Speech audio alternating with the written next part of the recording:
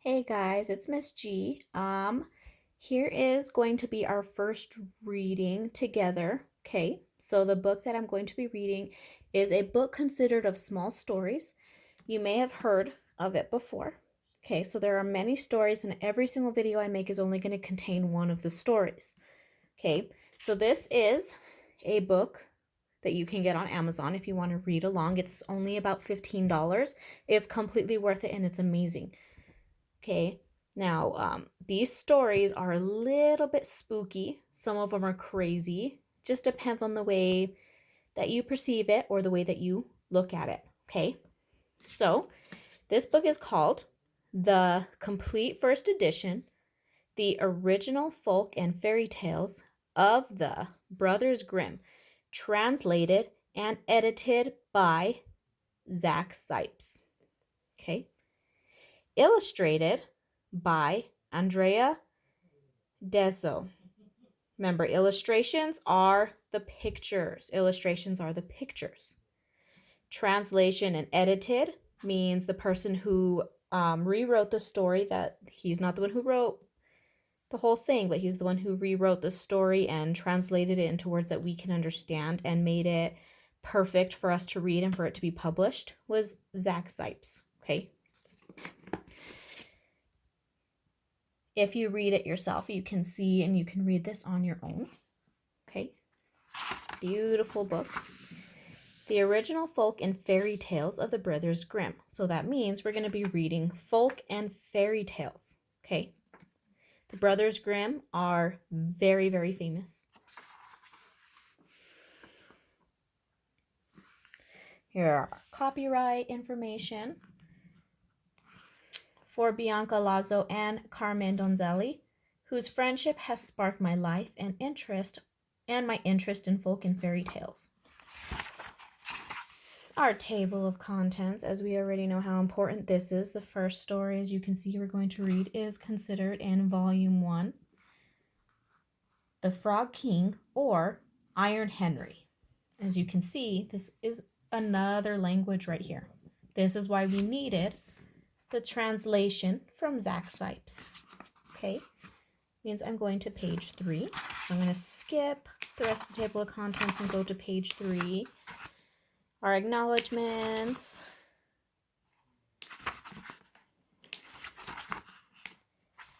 Let's make this move a little faster. Here we go. Volume 1. Please read along as I read. Okay. Oh, sorry, I pushed the pause button there. Now, if you notice, it says this is the preface. Okay, the preface is not the beginning of the story. So we're going to go all the way to the beginning to the first story. Now, look at these beautiful illustrations. Let's thank Andrea Deso. Beautiful illustrations or pictures. Okay. Our Roman numeral 1, the Frog King, or Iron Henry. Once upon a time, there was a princess who went out into the forest and sat down at the edge of a cool well. She had a golden ball that was her favorite plaything. She threw it up high and caught it in the air and was delighted by all of this. One time, the ball flew up very high, and as she stretched out her hand and bent her fingers to catch it again, the ball hit the ground near and rolled until it fell right into the water. The princess was horrified, and when she went to look for the ball, she found the well was so deep that she couldn't see the bottom. So she began to weep miserably and to lament, "Oh, if only I had my ball again. I'd give anything, my clothes, my jewels, my pearls, and anything else in this world to get my ball back." As she sat there grieving, a frog struck its head out into the water and said, "Why are you weeping so miserably?"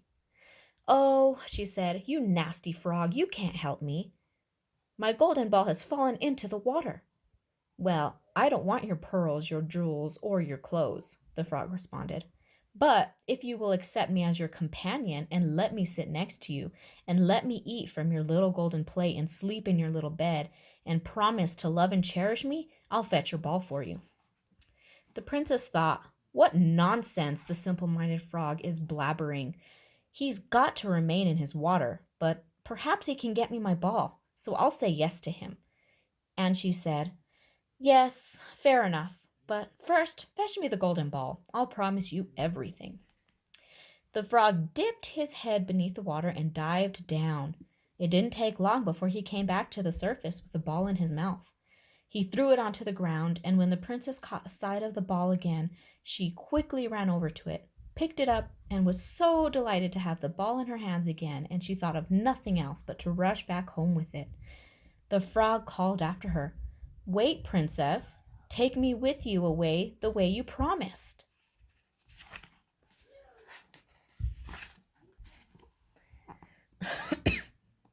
But she didn't pay attention to him. The next day, the princess sat at the table and heard something coming up the marble steps. Splish, splash, splish, splash. Soon thereafter, it knocked at the door and cried out, "Princess, youngest daughter, open up." She ran to the door and opened it, and there was the frog whom she had forgotten. Horrified, she quickly slammed the door shut and sat down at the back table. The door shut and sat back at the table. But the king saw that her heart was thumping and said, "Why are you afraid?"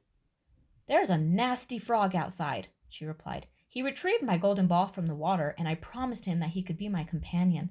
But I never believed at all he could get it out of the water, and now he's standing outside in front of the door and wants to come inside." As she said this, there was a knock at the door, and the frog cried out, "Princess, youngest daughter, open up. Don't you remember what you said down by the well's cool water?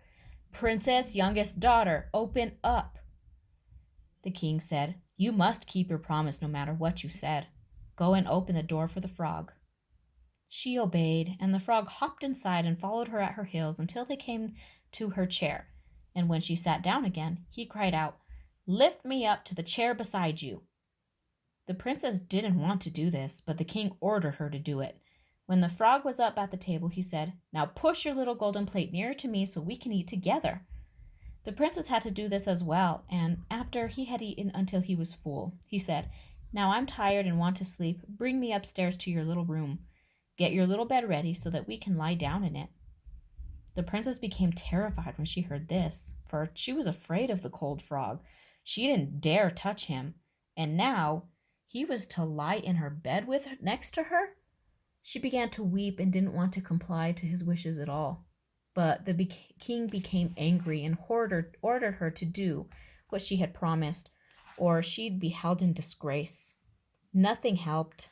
She had to do what her father wanted, but she was bitterly angry in her heart.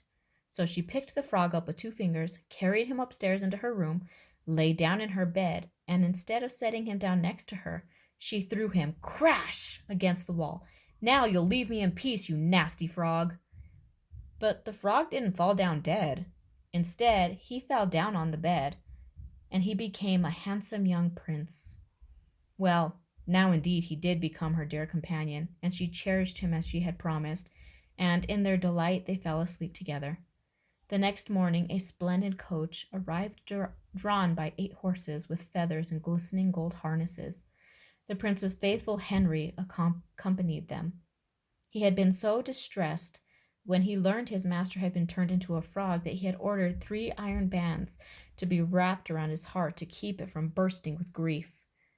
When the prince got into the coach with the princess, his faithful servant took his place at the back so they could return to the prince's realm. And after they had traveled some distance, the prince heard a loud cracking noise behind him. So he turned around and cried out, "Henry, the coach is breaking." "No, my lord, it's really nothing but the band around my heart, which nearly came apart when you turned into a frog and your fortune fell, and you were made to live in that dreadful well." 2 more times the prince heard the cracking noise and thought the coach was breaking, but the noise was only the sound of bands springing from faithful Henry's heart, because his master had been released from the spell and was happy.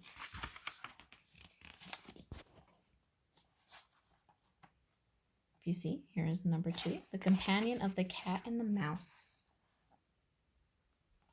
That was the end of our first chapter, The Frog King or Iron Henry.